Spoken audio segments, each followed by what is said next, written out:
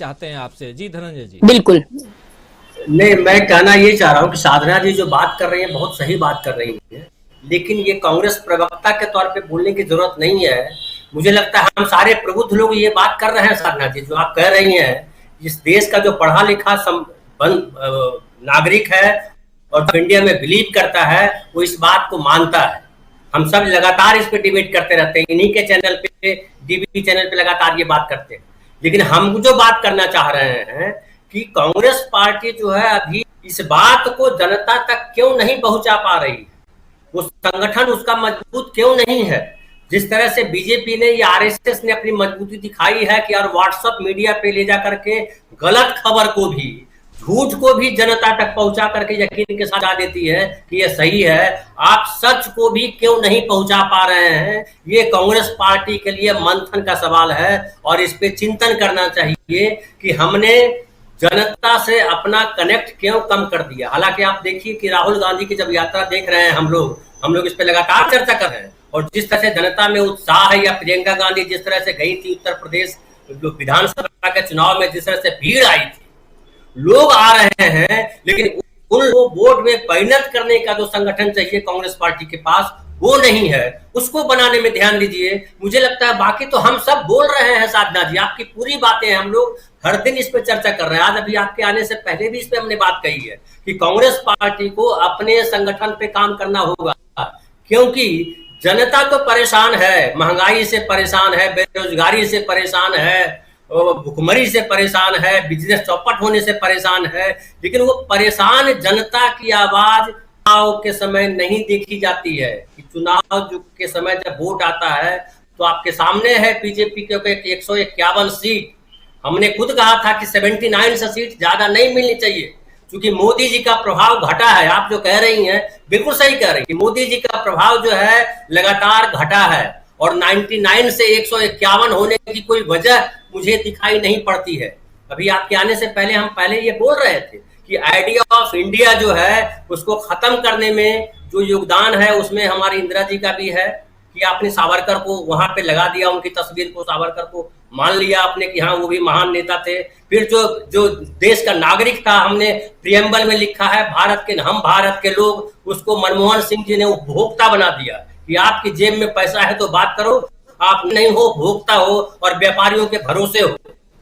फिर जो है अभी जो चंदन लगा करके घूमते हैं, मंदिर जा रहे हैं, लगता है कि आप जो गांधी और नेहरू का जो विचार था उसी हटते हैं। गांधी कभी विचार हटे नहीं। 34 साल उन्होंने संघर्ष किया अंग्रेजों के खिलाफ, लेकिन कभी किसी ने फोटो नहीं लगाया गांधी के लिए कि गांधी चंदन लगा करके घूम रहे हैं कहीं, है ना। और गांधी को खुलेआम बीजेपी इतने साल शासन के बाद भी गालियां देती है, जबकि पूरी दुनिया गांधी को महान नेता मानती है, लेकिन एक नेता गद्दार कहते हैं और गर्व से गद्दार कहते हैं। सावरकर को कभी गद्दार नहीं कहते वो, लेकिन आप क्या करते हैं, आप सावरकर को भी नेता मान लेते हैं और तर्क देने लगते हैं कि सावरकर इसके पहले अंडमान जाने के पहले ये थे, महान व्यक्ति थे, अंडमान के बाद बड़े चौपट व्यक्ति हो गए। तो रीथिंक करने की जरूरत है, और गांधी का जो विचार है, जो नेहरू का विचार था, बड़ा होने की जरूरत है। और ये जो बीच में भटकाव आता है, भटकाव को हटाना पड़ेगा। और मुझे लगता है आपकी पार्टी में जो बीजेपी बसती है ना, बीजेपी को जब तक भगाइएगा नहीं, कांग्रेस पार्टी अब खड़ी होने वाली नहीं है। साधना जी देखिए, मैं तो यही कहूंगी कि भारत जोड़ो यात्रा का इम्पैक्ट तो है। आदरणीय धनंजय जी, आपकी बात बिल्कुल ठीक है कि संगठन पे ध्यान देने की आवश्यकता है, उस पर आत्मना पड़ेगा। गुजरात के रिजल्ट को देख के भी आत्ममंथन की आवश्यकता है। और जहां तक आपने कहा कि क्यों हम जनता के बीच में बात नहीं रख पाते, देखिए हम जनता के बीच में बात रखते हैं, मीडिया चैनल्स के माध्यम से भी हम बात रखने की कोशिश करते हैं, जबकि कई बार हमें म्यूट कर दिया जाता है, कई बार हमें रोक दिया जाता है, कई बार हमारी बात पर किसी की बात चढ़ा दी जाती है, कई बार किसी की आवाज तेज कर दी जाती है, फिर भी हम बोलते हैं। और जितना हम चाहते हैं कि अपनी बात को रखे, नहीं रख पाते, परंतु फिर भी पूरे प्रयासरत रहते हैं। मैं आपकी बात से जरूर सहमत हूं कि हमें संगठन को मजबूत करने की आवश्यकता है, कांग्रेस को आत्ममंथन करने की आवश्यकता है। और आत्ममंथन के बाद हमने एक यात्रा बनाई जो भारत जोड़ो यात्रा, जिसका इंपैक्ट पूरे देश में है। भले उस पर मीडिया चर्चा करे, जो मुख्य धारा का मीडिया है, चर्चा करे या ना करे, लेकिन वो आप भी देख रहे हैं, वो हम भी देख रहे हैं, क्योंकि मैं तो यात्रा से होकर भी आई हूं।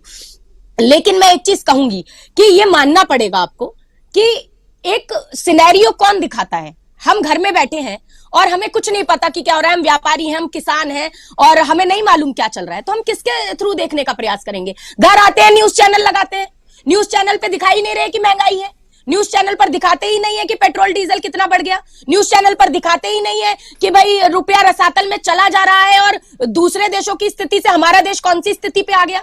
नहीं दिखा रहे कि गुजरात में भुखमरी कितनी थी और किस तरह कुपोषण से बच्चे किस तरह बिलखे और किस तरह से स्थिति पैदा हुई कि गुजरात में 6100 स्कूल बंद हुए। कुछ नहीं दिखाया गया, सिर्फ रोड शो दिखाया गया राहुल गांधी, उनका आदरणीय मोदी जी का, लेकिन राहुल गांधी जी का रोड शो नहीं दिखाया गया। राहुल गांधी जी की भारत जोड़ो यात्रा को नहीं कोई बड़े पत्रकार जाकर कवर करने का काम करते हैं। लाखों की भीड़ आ रही है तो आप क्यों आ रहे हैं, पूछिए जाकर। नहीं पूछते, लेकिन उस पर भी टीका टिप्पणी की जाती है, टीका टिप्पणी को बड़ा बनाया जाता है। कभी कोई गलत शब्द राहुल जी के लिए कह दिया जाता है, कभी किसी के साथ गलत तरीके से उनका नाम जोड़कर दिखाया जाता है। तो मुझे लगता है ये बंद होना चाहिए, ये तो मीडिया की जिम्मेदारी है, इसमें हम हस्तक्षेप कितना कर सकते हैं।